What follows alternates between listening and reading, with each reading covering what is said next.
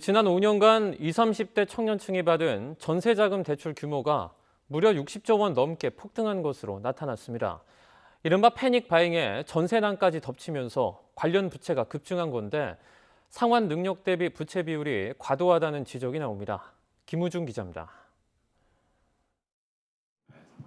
서울 양천구에서 구로구로 출퇴근하는 32살 최대한 씨.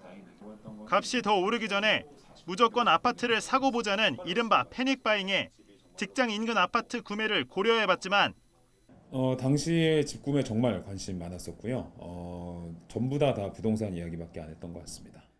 터무니없이 오른 가격에 결국 포기했습니다. 상대적으로 부담이 덜한 전세로 눈을 돌렸지만 그마저도 쉽지 않았습니다. 지난해부터 시작된 전세난으로 물건이 워낙 없는 데다 너무 올라버린 전세값에 전세 대출마저 부담스러워진 겁니다.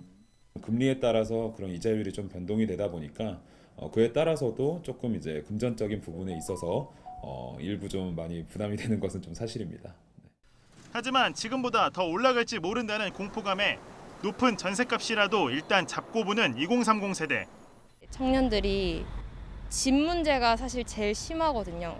그래서 저는 지금 당장 상담을 받으러 가야 되고 청년층 전세 대출 규모가 갈수록 커지는 이유입니다.